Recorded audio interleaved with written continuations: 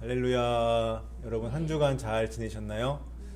지난 2주 동안에 우리는 갈라디아서를 통해서 두 가지 핵심 진리를 붙들었습니다. 첫째, 다른 복음은 없다. 그리스도의 십자가 복음에 무언가를 더하거나 무언가를 빼면 그 모든 시도는 다른 복음이라고 말씀을 드렸죠. 둘째, 복음은 타협하지 않는다. 지난주 설교였죠. 바울은 예루살렘에서 거짓 형제들의 압박 앞에서 단 1시간도 굴복하지 않았습니다. 그리고 복음의 진리를 지켜냈습니다. 오늘은 갈라디아서 2장 20절을 본문으로 설교하려고 합니다. 그래서 오늘 설교 제목이 갈220입니다. 좀 특이하죠? 갈라디아서 2장 20절. 이 한 절이 갈라디아서 전체의 신학적인 심장입니다. 그리고 우리가 앞으로 몇 주간에 걸쳐 붙들어야 할 모든 진리가 오늘 본문 이 한 절 안에 압축되어 있습니다. 여러분, 저도 마찬가지고요. 갈라디아서 2장 20절 여러분들의 인생의 말씀으로 받으시기 바랍니다. 오늘 이 말씀을 통해서 진짜 믿음이 무엇인지, 그리고 그 믿음이 우리의 삶에서 어떻게 나타나는지, 그것을 함께 붙드는 귀한 시간 되시기를 주님의 이름으로 축원합니다. 먼저 오늘 본문이 어떤 배경에서 나왔는지를 살펴보겠습니다. 갈라디아서 2장 11절을 보시면 이런 말씀이 나오죠. 게바가 안디옥에 이르렀을 때에 책망받을 일이 있기로 내가 그를 대면하여 책망하였노라. 여기 게바는 베드로죠. 여기서 나는 바울이죠. 베드로가 안디옥 교회에 왔습니다. 그런데 왜 바울이 베드로를 공개적으로 책망했을까요? 무슨 일이 있었을까요? 12절을 보시겠습니다. 야고보에게서 온 어떤 이들이 이르기 전에 게바가 이방인과 함께 먹다가 그들이 오매 그가 할례자들을 두려워하여 떠나 물러가매, 이렇게 나와 있습니다. 베드로는 안디옥에서 이방인 그리스도인들과 함께 식사를 하고 있었습니다. 그런데 예루살렘에서 야고보에게서 온 유대인들, 예루살렘에서 유대인들이 왔는데 그때 유대인들이 오자 슬그머니 그 자리를 피했어요. 베드로가. 왜입니까? 12절에 그 이유가 나와 있죠. 할례자들을 두려워하여, 이렇게 나와 있습니다. 지난주에 우리가 배운 그 말씀이 여기서 또 나오죠. 사람을 두려워하는 것, 이것이에요. 박해가 두려웠던 것입니다. 유대인들의 눈치를 본 거예요. 그리고 13절을 보시면 다른 유대인들도 그와 함께 외식하여서 바나바도 그들의 외식에 유혹되었다고 나옵니다. 베드로 한 사람의 행동이 연쇄 반응을 일으켜서 바나바까지 그러한 잘못된 행동을 하게 된 겁니다. 여러분, 베드로의 이 행동이 왜 그렇게 심각한 문제였습니까? 자, 다시 정리를 할게요. 베드로가 이방인들과 밥을 먹고 있었어요. 밥을 먹고 있었는데 유대인들이 왔습니다. 유대인들이 오니까 이방인이랑 같이 밥을 먹고 있던 베드로가 슬그머니 도망치는 거예요. 이런 사건이에요. 이것은 단순히 식사 자리를 피한 것이 아니었어요. 바울이 그 모습을 보고 그냥 넘어가지 않았습니다. 공개적으로 사람들 다 많이 있는 데서 책망을 했습니다. 14절을 보겠습니다. 14절. 그들이 복음의 진리를 따라 바르게 행하지 아니함을 보고, 바울은 이것을 베드로가 이방인과 밥을 먹다가 유대인들 보고서 도망친 것에 대해서 복음의 진리를 따라 바르게 행하지 않았다고 말했어요. 그렇게 규정을 했어요. 왜 그렇습니까? 베드로가 이방인 그리스도인들과의 식사 자리를 피하는 순간 그 행동이 이런 메시지를 주기 때문입니다. 이방인 그리스도인들도 유대인들의 정결법과 유대인의 식사 규정, 곧 율법의 행위를 따라야 진짜 하나님의 백성이 된다라는 이 메시지를 그 행동으로 나타난 거예요. 그리스도를 믿는 것만으로는 부족하다. 할례를 받아야 된다. 유대인들과 식사하는 그 규정, 유대인의 식사 규정도 동일하게 지켜야 진짜 예수 믿는 거다. 여러분, 유대인들의 식사 규정이 뭡니까? 유대인들은요, 이방인과 겸상을 안 합니다. 할례 받지 않은 사람들과 같이 밥을 안 먹어요.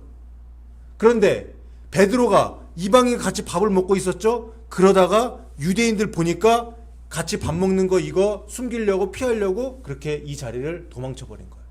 그것이 어떤 메시지를 주느냐? 이방인들과 식사하면 안 된다는 이 규정을 지켜야 예수를 제대로 믿는 거다라는 그 메시지를 베드로가 자신의 행동을 통해 보여준 거죠. 그래서 바울은 이것을 심각하게 생각한 겁니다. 누가 그랬어요? 예수님의 수제자 베드로가 그랬어요. 이것이 바로 다른 복음이죠. 말로는 오직 믿음을 외치면서 행동으로는 율법의 행위를 구원의 조건으로 인정한 거예요. 그래서 바울이 공개적으로 베드로를 책망할 수밖에 없었던 겁니다.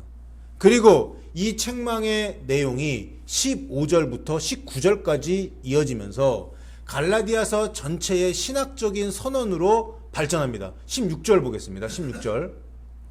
우리 한 목소리로 이 부분 한번 읽어볼까요? 시작. 사람이 의롭게 되는 것은 율법의 행위로 말미암음이 아니요 오직 예수 그리스도를 믿음으로 말미암는 줄 알므로 우리도 그리스도 예수를 믿나니. 이렇게 나와 있어요. 사람이 의롭게 되는 것은 율법의 행위로 말미암음이 아니라는 선언입니다. 이 신칭의 믿음으로 의롭다함을 받는다 이거예요. 그리고 19절에 이르러서 바울은 이렇게 고백합니다. 내가 율법으로 말미암아 율법에 대하여 죽었나니 이는 하나님에 대하여 살려 함이라. 율법으로 의를 얻으려는 시도 자체가 죽었다는 거예요. 이것이 바로 갈라디아서 2장 20절의 직접적인 전제입니다. 자, 그럼 이제 오늘 본문이자 설교의 제목인 갈라디아서 2장 20절을 한 부분씩 살펴보도록 하겠습니다. 첫 번째 보겠습니다. 첫째, 내가 그리스도와 함께 십자가에 못 박혔나니. 여러분, 이게 뭐예요? 이게 회개입니다. 회개. 여러분, 저도 요즘에 많이 느끼는 게 있어요. 회개가 정말 쉽지 않습니다. 왜요? 우리 안에 죄성이 있어서 그래요. 죄성. 우리는 본성적으로 죄를 좋아하기 때문에 그래요. 그런데 여기서 말하는 회개는 단순한 뉘우침이 아닙니다. 헬라어 원어를 보면 십자가에 못 박혔다라는 이 동사가 문법적으로는 완료 수동태로 나옵니다. 완료 시제가 쓰여졌어요. 이 완료 시제는요, 과거에 일어난 사건이 현재까지 그 효력이 지속된다라는 뜻이에요. 그런 구조예요. 즉 십자가에 못 박힘, 이것은 단 한 번의 과거 사건이 아니라 지금 이 순간까지도 계속 지속되고 있다는 이것을 이 완료 시제가 말해줍니다. 무엇이 십자가에 못 박힌 거예요? 나의 옛 자아가 못 박힌 거예요. 나의 옛 자아. 율법으로 의를 얻으려 했던 바리새인 사울의 자아, 자기 힘으로 하나님께 인정받으려 했던 그 자아, 사람의 눈치를 보며 살았던 그 자아가 옛사람인 내가 그리스도와 함께 십자가에서 죽은 겁니다. 그러니까 진짜 회개는 이것이에요. 죄를 짓고 죄송합니다 하나님, 죄송합니다 이렇게 말하는 것이 회개가 아니에요.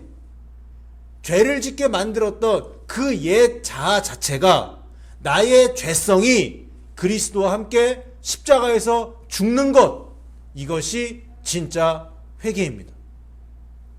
실제로 죄를 끊어버리는 것이요, 음란을 끊어버리고 거짓말을 끊어버리고 버리는 것, 이것이 십자가에 못 박히는 겁니다. 그리고 이것이 완료 시제로 나온다는 것은 이 죽음이 매일의 삶 속에서 지속되어야 한다는 의미를 담고 있어요. 누가복음 9장 23절에 예수님이 이렇게 말씀하셨습니다. 또 무리에게 이르시되 아무든지 나를 따라오려거든 자기를 부인하고 날마다 제 십자가를 지고 나를 따를 것이니라. 아멘. 날마다, 데일리, 날마다 이렇게 자기 십자가를 지고 주님을 따라야 되는 거예요. 회개를 말하고 있어요. 회개는 이례적인 사건이 아니에요. 날마다의 삶의 자세입니다. 자, 이제 두 번째 보겠습니다. 둘째, 이제는 내가 사는 것이 아니요. 여러분, 옛자가 죽으면 어떻게 됩니까? 새로운 피조물이 됩니다. 고린도후서 5장 17절 말씀 그대로예요. 그런즉 누구든지 그리스도 안에 있으면 새로운 피조물이라. 이전 것은 지나갔으니 보라, 새 것이 되었도다. 아멘. 이전 것이 지나갔다는 겁니다. 이전에 살던 방식이 있었는데 그것이 사라졌다는 거예요. 이전에 추구했던 것들, 이전에 두려워했던 것들이 지나갑니다. 언제요? 나의 옛 자아가 죽을 때. 그런데 여러분, 베드로가 안디옥에서 실패한 것이 바로 이것이었습니다. 이전 것이 지나가지 않은 거예요. 사람들의 눈치를 보던 그 옛 자아가 되살아난 거예요. 베드로의 삶 가운데. 야고보에게서 온 유대인들이 오자마자 그들의 눈치를 보고 자리를 피했습니다. 옛 자아가 살아서 움직였습니다. 바울이 책망한 것이 바로 이것이었어요. 베드로 사도야, 너는 이미 그리스도와 함께 십자가에 못 박혔는데 왜 옛 자아가 되살아나서 움직이고 있느냐? 이것을 말했습니다. 이제는 내가 사는 것이 아니라고 했는데, 그렇게 너는 신앙 고백을 했는데 왜 아직도 사람을 두려워하느냐? 바울은 분명히 베드로의 행동을 책망하고 있었습니다. 그런데 여러분, 제가 믿음에 따르는 행함을 강조하지요. 그렇게 행함을 강조하면 가끔 이런 공격을 받습니다. 아니, 사람이 율법을 다 지키면서 살 수 있느냐? 너는 그렇게 완벽하냐? 이런 말을 가끔 들을 때가 있습니다. 그런데 이러한 질문을 하는 사람들은 갈라디아서를 잘못 이해한 거예요. 제가 말하는 행함은 율법을 완벽하게 다 지켜야 한다는 것이 아닙니다. 할례를 받아야만 한다. 안식일, 이것을 철저하게 지켜야 된다. 정결법을 다 따라야 한다. 이런 율법의 행위를 말하는 것이 아니에요. 믿음의 그 다른 율법의 행위를 구원의 조건으로 들이미는 순간 뭐가 된다고 했죠? 다른 복음이 된다라고 말씀드렸죠.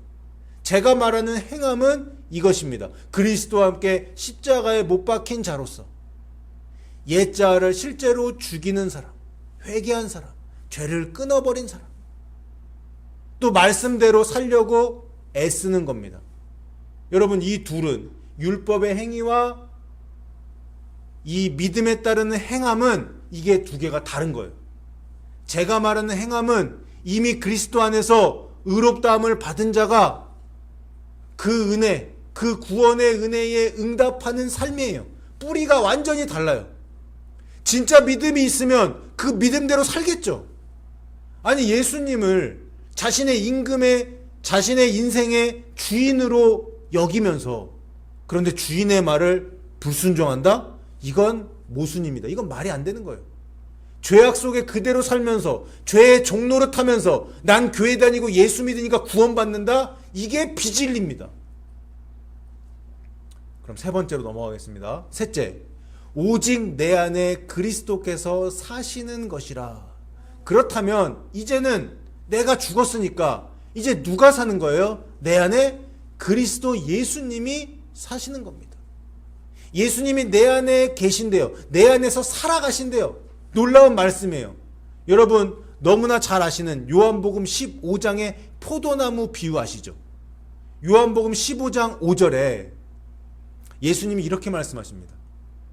우리 함께 읽어볼까요? 한 목소리로 시작. 나는 포도나무요, 너희는 가지라. 그가 내 안에, 내가 그 안에 거하면 사람이 열매를 많이 맺나니 나를 떠나서는 너희가 아무것도 할 수 없음이라. 아멘. 여기서도 보시면 예수님께서 그 사람 안에 거하신대요. 그러면 열매를 많이 맺는데요. 이 말씀이 오늘 본문에 나온 말씀 그대로입니다. 바울의 고백이에요. 오직 내 안에 그리스도께서 사시는 것이라. 이것이 행함의 원리를 완전히 바꿉니다. 내가 율법을 지키려고, 내가 말씀을 지키려고 애쓰는 것이 아니에요. 물론 애쓰는 부분도 있죠. 아예 없다고 말할 수는 없겠죠. 하지만 더 중요한 것은 내 안에 그리스도께서 사심으로 말미암아 그리스도의 삶이 내 삶을 통해 흘러나오는 겁니다. 내 안에 예수님이 계시니까, 내 안에 성령님이 계시니까 그 성령님의 모습, 그 예수님의 성품, 이런 것들이 삶을 통해서 나오게 되어 있는 거예요. 마음에 있는 것을 밖으로 낼 수밖에 없으니까 우리는요. 이것은 성령님의 내주하심을 말하는 것이, 성령님이 내 안에 계시면 예수님이 내 안에 계신 것과 같은 겁니다. 갈라디아서 5장 16절에서 바울은 이렇게 말합니다. 너희는 성령을 따라 행하라. 행함이 강조돼. 그러면 뭘 이루지 않는데요? 육체의 욕심을 이루지 아니하리라. 여러분, 육체의 욕심이 뭡니까? 앞서 말씀드렸던 옛 자아죠. 죄성이에요. 죄성. 여러분, 성령을 따라 행한다는 것은 바로 내 안에 그리스도를 모셔드리는 겁니다. 그리스도께서 내 안에 사시는 그 실제 모습이에요. 그리고 그 결과가 갈라디아서 5장 22절 이하에 성령의 열매로 나타나죠. 사랑과 희락과 화평과 오래 참음과 자비와 양성과 충성과 온유와 절제. 성령의 9가지 열매들. 성령의 열매는 물론 9가지만 있는 것이 아닙니다. 더 많은데 여기서는 9가지만 나와 있죠. 갈라디아서 5장에서는. 이것이 다 행함의 열매 아닙니까? 이 성령의 9가지 열매가 예수님이 요한복음 15장에서 말한 그 열매가 아닌가요? 그런데 이것은 내가 율법을 지키려고 억지로 만들어내는 것이 아니에요. 내 안에 그리스도께서 사시는 삶에서 자연스럽게, 이게 중요해요. 자연스럽게 흘러나오는 것입니다. 그러니까 너는 완벽하냐라는 공격에 대한 답이 여기에 있습니다. 나는 완벽하지 않아요. 내가 완벽하게 율법을 지키는 것이 아니에요. 그러나 내 안에 그리스도께서 사심으로 말미암아 나는 날마다 옛 자아를 십자가에 못 박고 성령님의 인도하심을 따라 그렇게 말씀대로 살 수 있는 겁니다. 이것이 행함이에요. 완벽함이 아니라 뭐예요? 방향성이에요. 방향성. 제가 그동안 여러분 다 잘 아실 거예요. 회개와 믿음의 수용성과 방향성에 대해서 계속 말씀을 드렸습니다. 혹시 처음 들어보시는 분이 있다면, 또 그동안 못 들어보신 분이 있다면 두 설교를 한번 다시 들어보시기 바라는데, 오직 믿는 자는 회개하고 오직 회개하는 자만이 믿는다라는 설교를 제가 했었고, 또 회개의 본질, 방향 전환이라는 설교를 했었습니다. 이 두 개의 설교를 제가 오늘 그 설교 영상의 댓글에 링크를 공유해 놓겠습니다. 다시 한번 들어보시면 좋겠습니다. 그럼 마지막으로 보겠습니다. 넷째, 이제 내가 육체 가운데 사는 것은 나를 사랑하사 나를 위하여 자기 자신을 버리신 하나님의 아들을 믿는 믿음 안에서 사는 것이라. 네 번째가 좀 길죠. 그런데 이 갈라디아서 2장 20절의 이 마지막 부분이 모든 것을 완성합니다. 중요합니다. 바울은 지금 이 땅에서 육체를 입고 살아가는 이 현실을 부정하지 않아요. 그러나 그는 육체 안에서의 삶이 무엇으로 채워져야 하는지를 말합니다. 그것은 바로 하나님의 아들을 믿는 믿음 안에서 사는 것이라고 말해요. 그런데 여기서 주목하십시오. 바울이 그냥 하나님의 아들이라고 말하지 않았어요. 누구를 위해서, 누구를 사랑해요? 나를 사랑하사 나를 위하여 자기 자신을 버리신 하나님의 아들이라고 고백합니다. 여기 분명히 나를 위하여라고 나와요. 바울이 지금 개인적인 고백을 하고 있는 거예요. 그리스도의 십자가가 온 인류를 위한 것임을 알면서도 바울은 그것을 철저하게 자기 자신에 대한 사랑의 행위로 받아들입니다. 하나님의 아들이, 메시아가 나를 사랑하셨습니다. 여러분 한 사람 한 사람을 사랑하셨습니다. 예수님이 나를 위해 자기 자신을 버리신 거예요. 그 사랑을 받은 사람이 어떻게 살까요? 그 사랑 안에서 살지요. 그리고 그 사랑에 응답하는 삶을 살아갑니다. 이것이 바로 믿음 안에서 사는 사람의 모습이에요. 마지막 부분에 나오는 믿음 안에서 사는 것, 영어로 I live by faith. 나는 믿음에 의해서 산다. live. 이게 바로 행함입니다. 나를 사랑해서 자기 자신을 버리신 그분을 믿는다면 그 믿음은 반드시 삶으로 나타나게 되어 있습니다. 예수님이 나를 사랑하셨는데 그 사랑을 여러분 주위 사람들에게, 가족들에게, 이웃들에게, 교인들에게 흘려보내게 돼 있죠. 행함이 따르는 살아있는 믿음이 진짜 믿음인 것이에요. 여러분 믿음이 뭐예요? 예수님을 임금과 구세주로 모셔드리는 겁니다. 받아들이는 거, 영접하는 것이에요. 구세주로 믿는다는 게 뭡니까? 예수님께서 2000년 전에 온 인류의 죄와 나의 죄까지도 짊어지시고 희생 제물로 십자가에서 죽으셔서 나의 죄의 문제를 깔끔하게 해결해 주셨기 때문에 내가 죄 용서받은 것, 내가 용서받은 것, 의롭게 된 것, 구원받은 것, 이것을 믿는 것 아닙니까? 이것을 믿는 것이 예수님을 구세주로 믿는 것이에요. 그리고 예수님을 임금으로 믿는다는 게 뭡니까? 내가 내 인생의 주인이 아니라 내 인생의 주인은 임금님이신 예수님이에요. 그래서 나의 옛 자아대로 사는 것이 아니라 예수님을 내 인생의 주인 그리고 왕으로 인정하기 때문에 왕의 말씀, 예수님의 말씀에 순종하는 것, 이것이 예수님을 임금으로 믿는 것입니다. 왕으로 믿는 것이에요. 그러니까 예수님의 말씀에 순종하지 않으면, 말씀을 지키지 않고 회개하지 않는다면 그것은 예수님을 믿는 것이 아닌 거예요. 그리고 이 말씀의 순종은, 즉 믿음의 실천은 예수님을 사랑하는 사람에게서 자연스럽게 흘러나오는 은혜의 반응입니다. 여러분, 그런데 왜 사람들이 이렇게 못 살까요?